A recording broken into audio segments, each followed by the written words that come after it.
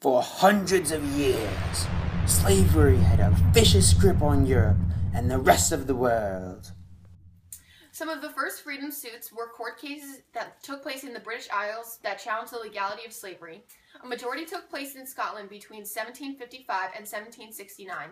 The cases were Montgomery v. Shedden in 1755 and Spence v. Dalrymple in 1769. Each of the slaves had been baptized in Scotland and challenged the legality of slavery.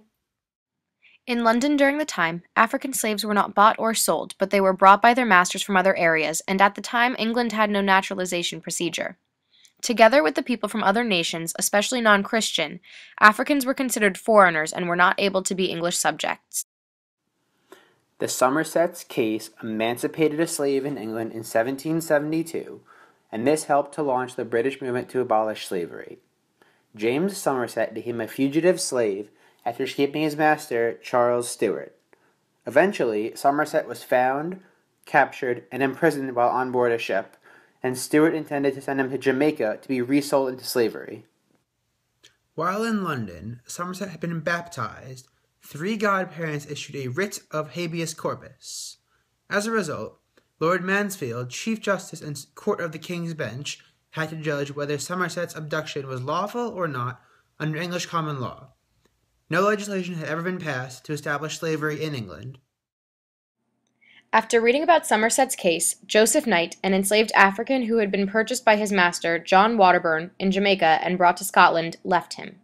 Married and with a child, he filed a freedom suit on the grounds that he could not be held as a slave in Great Britain.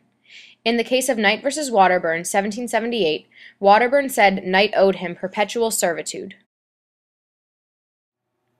The Court of Sessions of Scotland ruled against him, saying that chattel slavery was not recognized under the law of Scotland, and slaves could seek a court protection to leave a master or avoid being forcibly removed from Scotland to return to slavery in the colonies.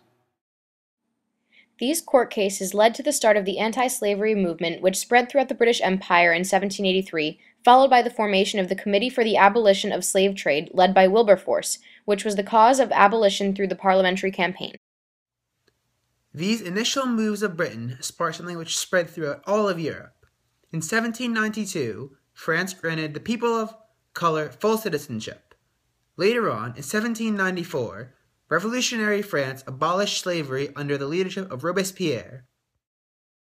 In 1802, when Napoleon rose to power in France, he reintroduced slavery for the use of sugar and for the benefit of the colonies. This in turn led to the Haitian Revolution. Haiti achieved independence from France and brought an end to slavery in its territory, establishing the Second Republic in the New World. A series of moves were made by Britain to abolish slavery. First, in 1805, they tried to outlaw slavery, and the idea passed in the House of Commons. However, the House of Lords would not let it through.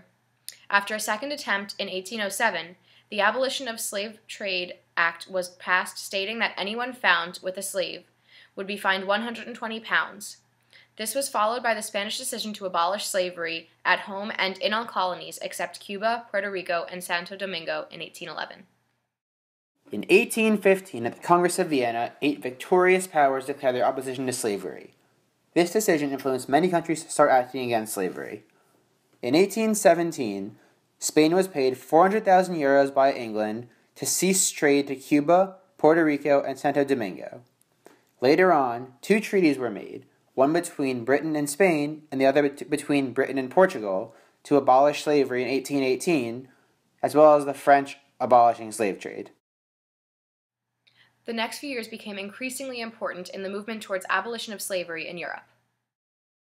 In 1823, the first anti-slavery society was founded, with many of its members previously campaigning against the slave trade. On August 28, 1833, the Slavery Abolition Act was given royal assent, which paved the way for the abolition of slavery throughout the entire British Empire, coming and hitting the British Empire full force and abolishing slavery throughout the majority of the British Empire. It legally freed 700,000 slaves in the West Indies, 20,000 slaves in Mauritius, and 40,000 slaves in South Africa. Britain and France chose to create a treaty in 1835 abolishing slavery, and in the following year, Portugal abolishes transatlantic slave trade. The Prime Minister of Portugal, Viscount Sá da Bandeira, also prohibited the import and export of slaves from the Portuguese colonies south of the equator. A huge move was made for Britain on the 1st of August, 1838. Enslaved men, women, and children of the British Empire were finally granted their full freedom after a period of forced apprenticeship following the passing of the Slavery Abolition Act in 1833. Then, in 1839, the British and Foreign Anti-Slavery Society was formed by Joseph Sturge, which attempted to outlaw slavery worldwide and also to pressure the government to help enforce the suppression of the slave trade by declaring slave traders pirates. The world's oldest international human rights organization, it continues today as the Anti-Slavery International. Britain's attempts were shown to be quite productive, especially with the first anti-slavery convention meeting that took place in 1840 in London. It also followed the Quintuple Treaty to be signed by Britain, France, Russia, Prussia, and Austria in 1842, agreeing to suppress the slave trade. The British become increasingly influential in the realm of slavery on a global platform within the next few years. First, the East India Company becomes increasingly controlled by Britain and abolishes slavery in India by the Indian Slavery Act of 1843.